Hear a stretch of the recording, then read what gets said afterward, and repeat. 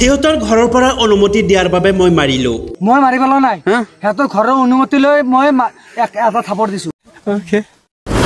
মোৰ ওচৰত ৰেকৰ্ডিং আছে, এনে আমাৰ মাজত কোনো ঝামেলা নাই।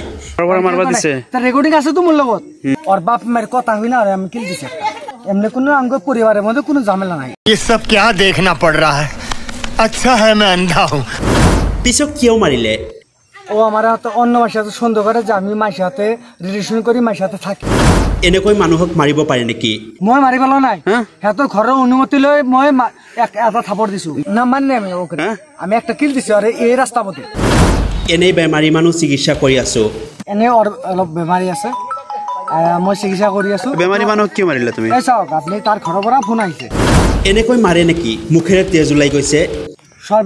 সৰ্বানু মুখে যে তেজ ওলাইছে এইটো ওটটো ফাটিছে। এটা কিলি দিছো মই, অনেক বেলেগ নাই মানে থাপৰ দিছো আৰ কি। এতিয়া আহোঁ মূল বিষয় লৈ। এই যুৱকজনলৈ মন কৰক। যুৱকজন হৈছে শ্বাহজাহান আলী, ঘৰ কলগাছিয়াত। জানিব পৰা মতে কলগাছিয়া আৰক্ষী থানাৰ অন্তৰ্গত কলগাছিয়াত স্বামীয়ে গুৰুকৈ প্ৰহাৰ কৰিলে পত্নীক।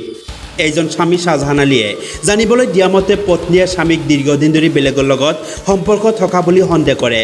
পিছে শনিবাৰে নিশাৰ ভাগত পত্নীয়ে স্বামীক সন্দেহ কৰা অৱগত কৰাত কোনো তথ্য দিব নোৱাৰাত মাৰপিট কৰি ৰাস্তাত পেলাই দিয়ে।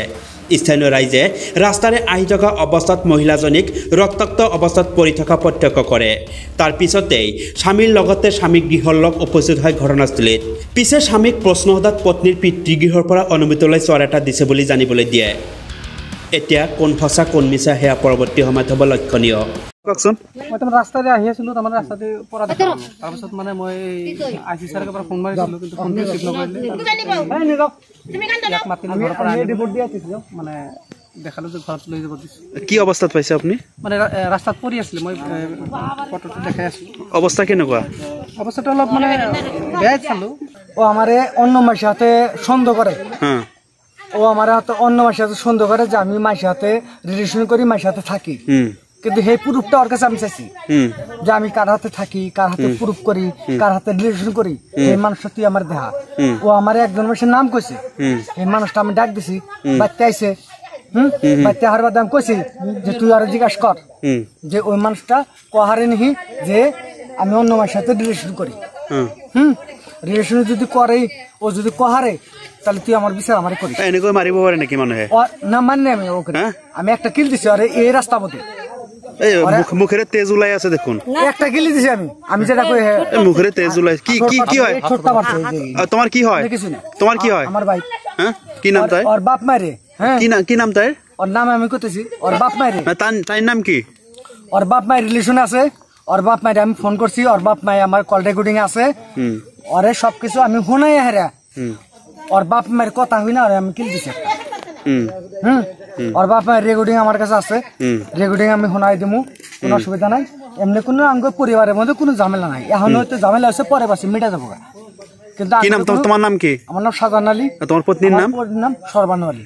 এনেকৈ মারিব পারে? মুখের তেজ ওলাইছে? না না না, সর্বানু মুখে যে তেজ ওলাইছে একটু ওটটো ফাটিছে। এটা কিলি দিছো মই, অনেক বেলেগ নাই মানে থাপড় দিছো আর কি। ওর গালত একটা থাপড় দিছো, থাপড়ের কারণে রেড হয়েছে। এনে ওর অলপ বেমারি আছে, মই চিকিৎসা কৰি আছো। বেমাৰী মানুহক কিয় মাৰিলা তুমি? এই চাওক আপুনি তাৰ ঘৰৰ পৰা ফোন আহিছে, এইটো তাৰ ঘৰৰ পৰা ফোন আহিছে। তাৰ ঘৰৰ পৰা যিখিনি কৰিছো তাৰ ঘৰৰ পৰা অনুমতি লৈ কৰিছো মই। ই যদি মৰি যায় মই 70 বছৰ জেল খাটিব ৰাজি আছো। মই জেল খাটিব ৰাজি আছো, তাৰ পৰা মই বাচিব খোজো। অত্যাচাৰ কৰি আছে না তুমি অত্যাচাৰ কৰিছা? মই অত্যাচাৰ কৰিছো, সিহঁতৰ ঘৰৰ পৰা কমপ্লেইন দিয়ক। তুমিয়ে মাৰি পেলাই দিছা, তুমিয়ে মাৰি পেলাই দিছা ৰাস্তাত। মই মাৰি পেলোৱা নাই, সিহঁতৰ ঘৰৰ অনুমতি লৈ মই এটা থাপৰ দিছো। ঘৰৰ পৰা মাৰিব দিছে? তাৰ ৰেকৰ্ডিং আছে তো মোৰ লগত। মই এইমাত্ৰ কথা কৈছো। কি নাম তাই? দেউতাৰ নাম কি? লতিবালি। ক'ত ঘৰ? কয়গুছিত। মাৰবা দিছে তোমাক? ঐ মোৰ মোবাইলটো লৈ আছোন, মই ৰেকৰ্ডিং শুনাই আছো আপোনাক। ৰেকৰ্ডিং লৈ লওক আপুনি। মাৰিব অনুমতি দিছে? মাৰিবৰ অনুমতি দিয়া নাই, তেন্তে তথাপি 100 থাকবা দিছে। ইয়াৰ মোৰ আজি ৰিলেশ্যনটো হ'ল যেনেকৈ মই আজি পুৰা দিনটো মই ড্ৰাইভাৰে কৰোঁ, গাড়ী চলাওঁ। সবেই গম পায়, ইয়াতে যিমানকেইটা ৰাইজ আছে সবেই গম পায় যে মই গাড়ী চলাওঁ। আজি ৰাতি সন্ধিয়া মই যেতিয়া সন্ধিয়া 8 কলগাছিয়াৰ পৰা মহিবুল ইছলামৰ ৰিপৰ্ট, এনি লাইভ।